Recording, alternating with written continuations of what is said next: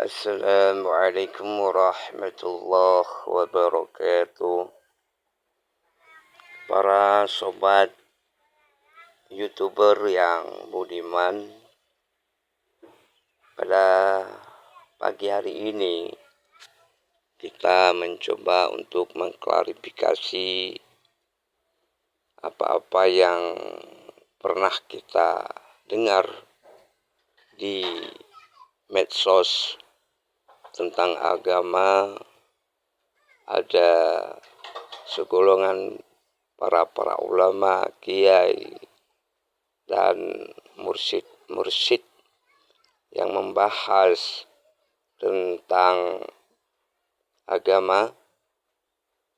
Maka yang pertama sekali, Allah itu melarang kita untuk berdakwah-dakwi sesama manusia. Itu adalah suatu larangan yang paling kuat, yang didasari pada sebuah ayat di dalam Al-Quran itu yang bunyinya Bismillahirrahmanirrahim, wa'tasimu bihablillahi jami'an wa la tafarraqu. Ayat ini di dalam surah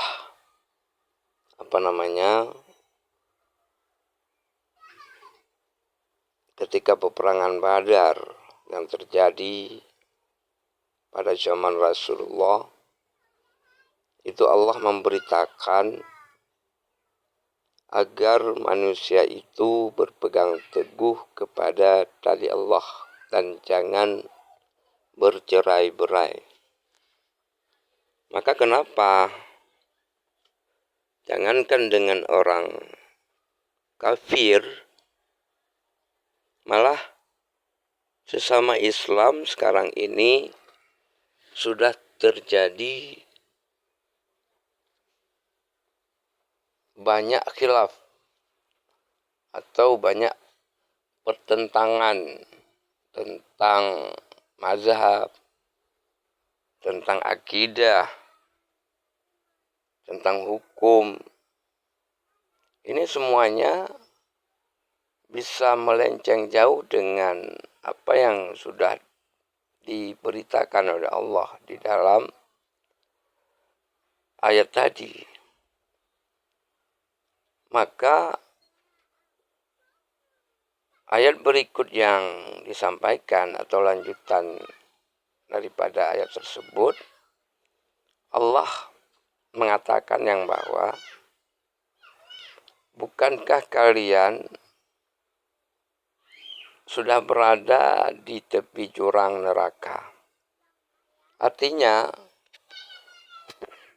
para pengikut Rasulullah SAW saat itu dan orang-orang jahiliyah saat itu, sebenarnya mereka sudah membuat sebuah perjanjian antara Rasulullah dengan para kaum Yahudi, di mana ketika Rasulullah telah memberikan atau saling hormat-menghormati antara Islam, kafir, dan lain sebagainya, saat itu sudah dipersatukan, bukan bermakna tentang agama, akan tetapi tentang kehidupan.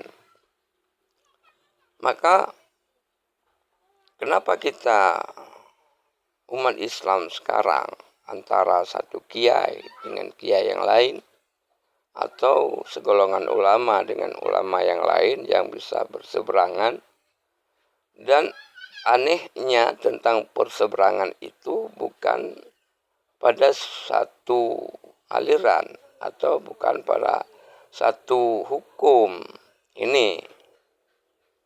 Maka antara orang syariat itu boleh dikatakan dengan tingkatan, padahal orang Islam.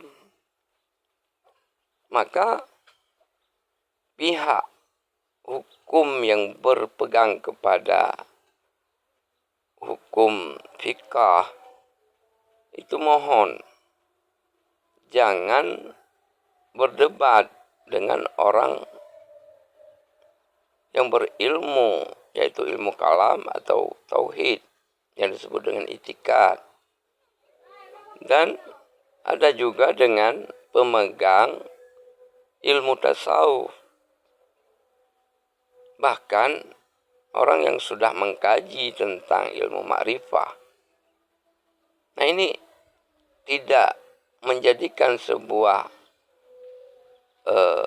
hasil yang memuaskan, dikarenakan antara ma'rifah dengan syariat atau disebut dengan hukum fikih itu berlawanan, dikarenakan ma'rifah itu bukan hukum sebenarnya, akan tetapi ma'rifah itu merupakan sebuah sarana atau dunia ini yang telah diciptakan oleh Allah Subhanahu wa taala.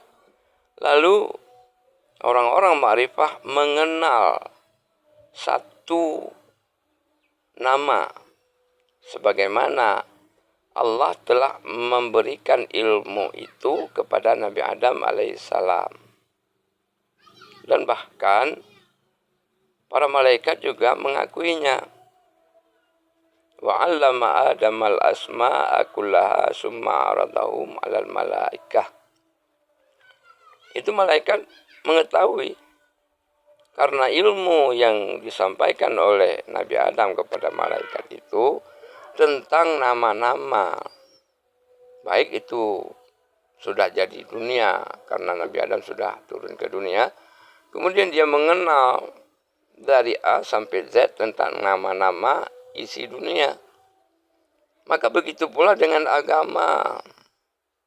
Agama itu terhimpun 4, ya.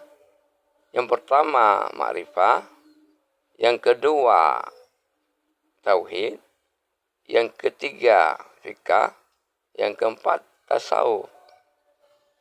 Ini tajalli namanya. Ya.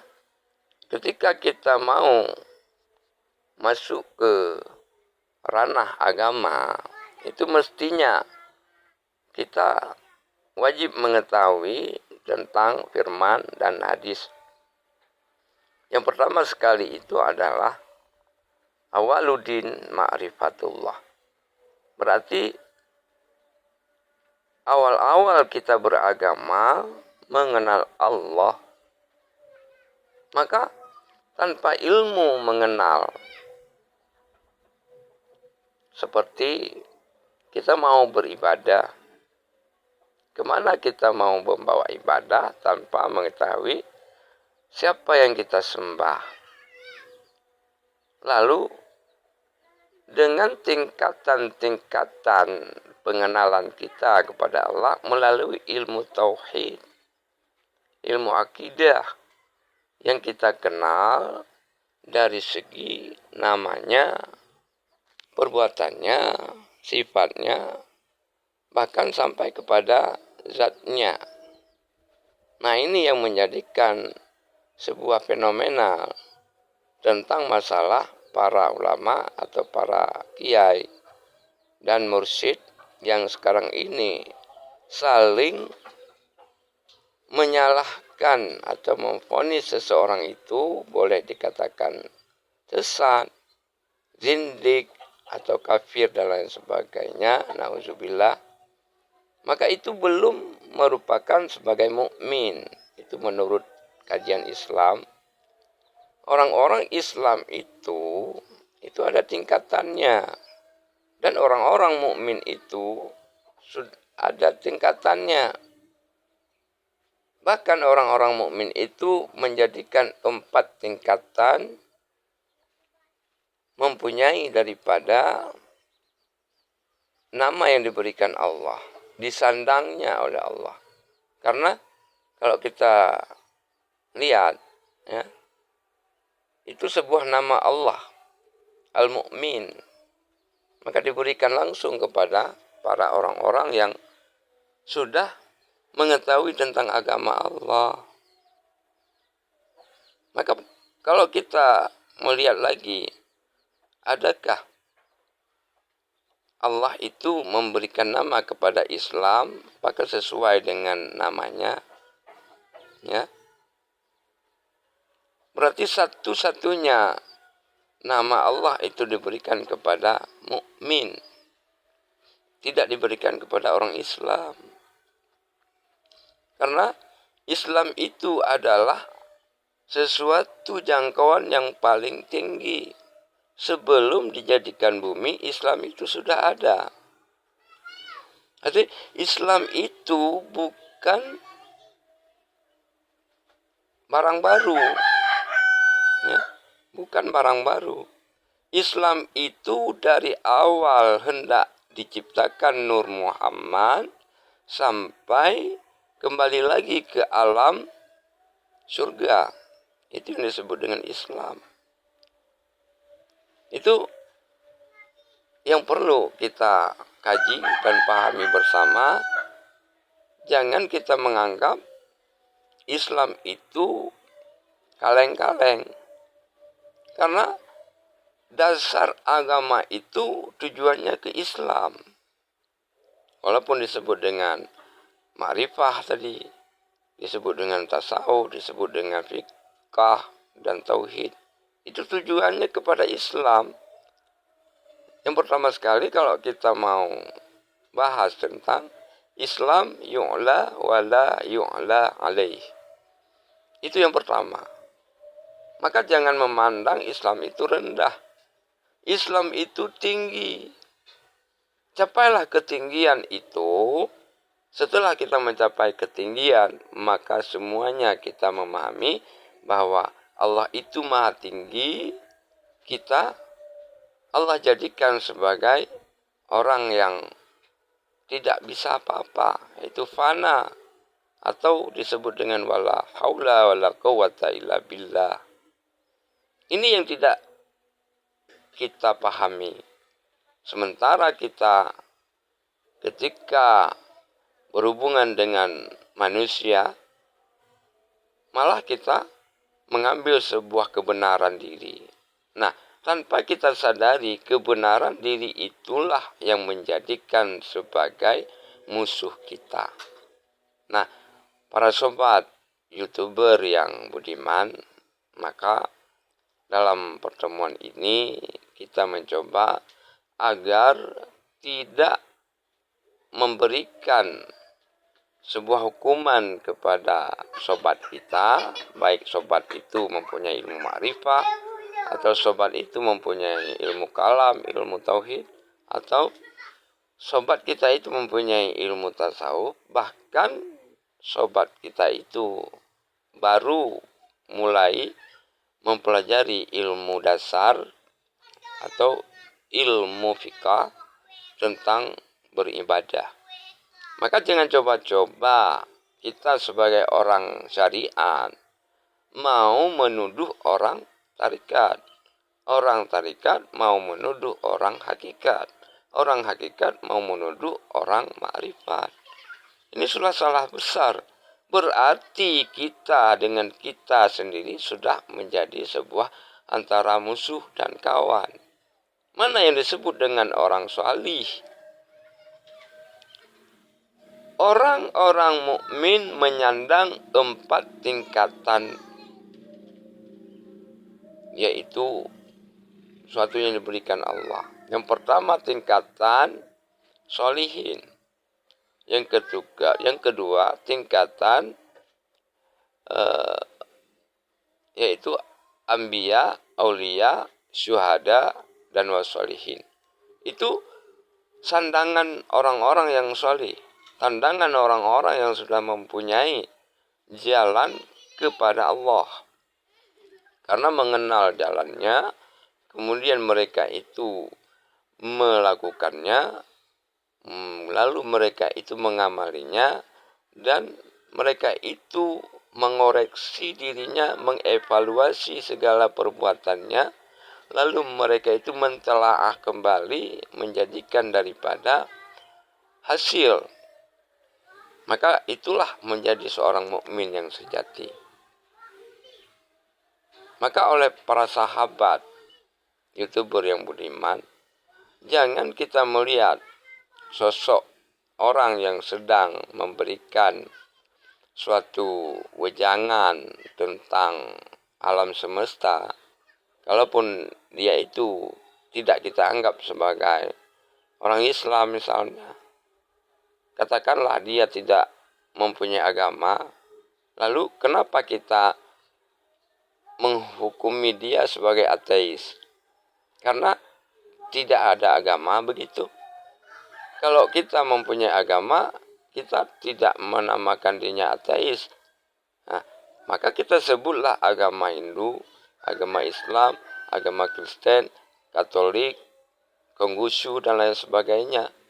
Nah, kata-kata ini, jangan salah sobat, kata-kata ini saja kita keluarkan, misalnya kita mengatakan ada agama Kristen, ada agama Buddha, ada agama Hindu, ada Konghucu, ada Islam. Itu menurut hakikat atau makrifat bahasa, itu masih melenceng jauh. Masih syirik kalau dilihat dari kacamata tauhid. Ya, karena menurut ayat yang sudah diturunkan, yaitu ayat yang terakhir diturunkan oleh Allah Subhanahu wa taala, al-yauma akmaltu dinakum. Itu merupakan salah satu agama yang sudah diturunkan oleh Allah, serta merta agama lain itu mensoh. Agama itu tidak dinilai oleh Allah karena semua agama-agama yang lain dahulunya sudah digabungkan ke dalam Al-Quran, sudah digabungkan ke dalam agama Islam. Maka menurut tauhid masih kita punya syirik tentang bahasa, tentang kata-kata. Nah, ini yang perlu kita kaji yang sebenarnya. Apalagi kita menuduh orang, kita katakan salah. Nah, menurut kita salah tanpa kita mengaku diri, berarti itu sudah menjadikan pengakuan kita yang benar. Nah, ada posisi kata yang zahir, ada posisi kata yang batin, yaitu pasif menurut keterangan. Berarti inilah kesadaran, inilah hasil. Tanpa kita keluarkan satu kata pun, bisa orang lain berubah dengan kelakuan kita. Tanpa suatu kata pun yang kita keluarkan, bisa orang lain menghormati kita. Tanpa kita mengeluarkan kata sesuatu pun, bisa orang memberikan atau menolong kita.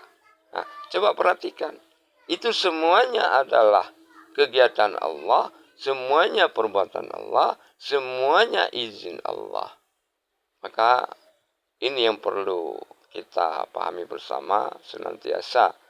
Apa yang kita jelaskan pada hari ini mudah-mudahan menjadi sebuah introspeksi diri bagi penyampai dan kepada seluruh pendengar YouTuber yang budiman. Amin ya rabbal alamin. Assalamualaikum warahmatullahi wabarakatuh.